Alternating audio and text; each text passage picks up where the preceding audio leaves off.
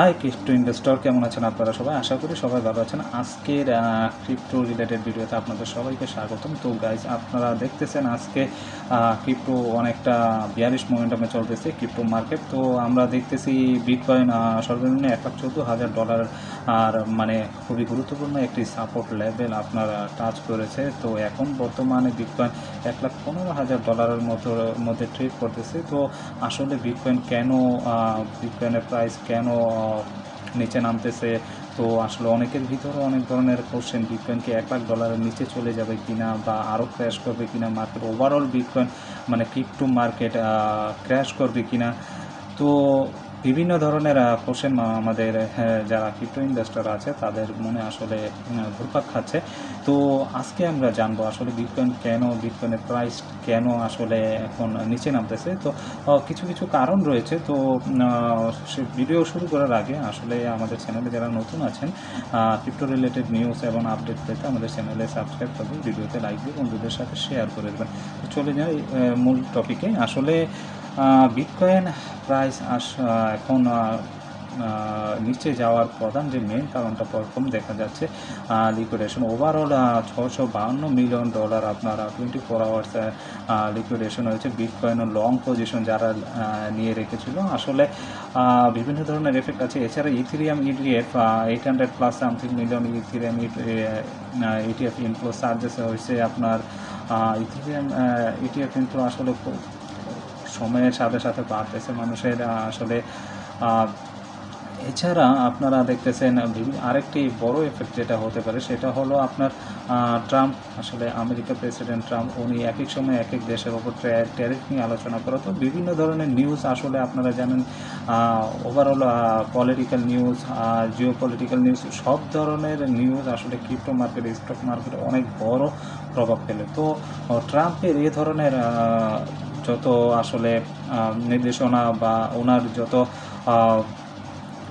যে ধরনের ডিসিশন উনি নিতেছে এক এক দেশের ওপর আসলে ট্যারিফ নিয়ে, তো এগুলো আসলে খুবই বড় ইম্প্যাক্ট করতেছে। ইদানিং আপনার ইন্ডিয়ার উপরে ট্যারিফ বসেছে, বাংলাদেশের ওপরে আমি দেখতেছি 20% শুল্ক আরোপ করেছে। তো আসলে এ ধরনের নিউজ মার্কেটে অনেকটা নেগেটিভ ইফেক্ট ফেলে। এছাড়া আরেকটি বিষয় হলো রেট কাট, আমেরিকান ইন্টারেস্ট রেট কাট, যেটা হওয়ার কথা ছিল, অনেকে আশা করেছিল কিছু পয়েন্ট হলো রেট কাট হবে, বাট এটা আনচেঞ্জ রয়েছে। তো এই জন্য মার্কেট একটু রিট্রেসমেন্ট নিতেছে। তো ওভারঅল আমি যেটা মনে করি আসলে বর্তমানে আমার নিজের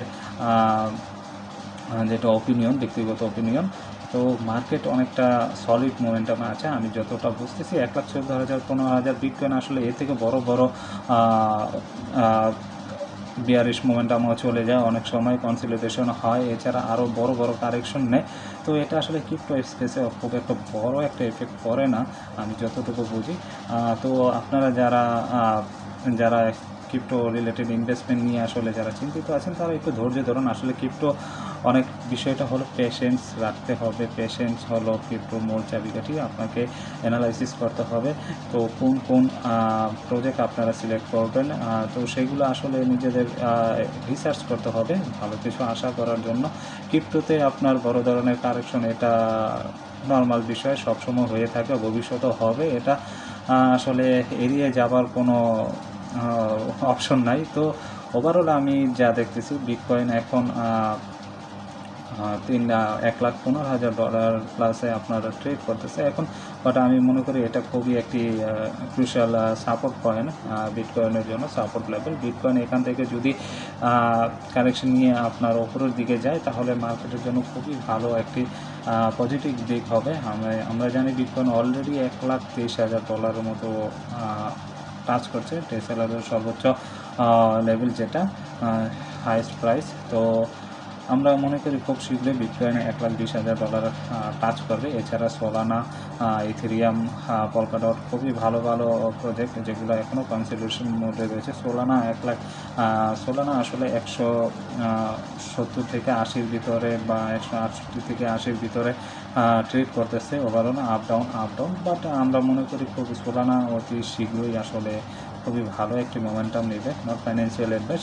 তো অ্যাকচুয়ালি পরবর্তীতে কি হয় দেখা যাক। যদি বিটকয়েন 1,13,000 বা 1,10,000 সাপোর্ট লেভেল আপনারা ভেঙে ফেলে নিচের দিকে যায়, তাহলে একটু চিন্তা করার অপশন আছে, বাট আমি মনে করি না যে ওরকমটা হবে। তো দেখা যাক কি হয় ওভারঅল। কিছু কিছু মার্কেট কন্ডিশন এছাড়া বিভিন্ন ধরনের নিউজ এগুলো আসলে প্রভাব ফেলতেছে। তো ক্রিপ্টো মার্কেট অনেকটা আনপ্রেডিক্টেবল, আপনারা জানেন। তো সবাই পেশেন্স রাখেন, মার্কেটের দিকে নজর রাখবেন, নিউজের দিকে নজর রাখবেন, এবং যে যার মতো অ্যানালাইসিস করে রিসার্চ করে আপনাদের পরবর্তী স্টেপ আসলে কী করবেন, পরবর্তী ডিসিশন কী নেবেন। অনেকে চিন্তা করতেছে শর্ট পজিশন নেবে কিনা বিটকয়েনের। তো according to your analysis you can do it whatever you want, whatever you think. আপনারা যদি মনে করেন যে বিটকয়েন এখন যে লেভেলে আছে এটা থেকে ক্র্যাশ করতে পারে, আর যদিও আমি মনে করি না, নট ফাইন্যান্সিয়াল অ্যাডভাইস, যদিও আমি মনে করি না যে এখান থেকে আসলে খুবই বড় ধরনের ক্র্যাশ আসতে পারে অ্যাটলিস্ট এখনে। তো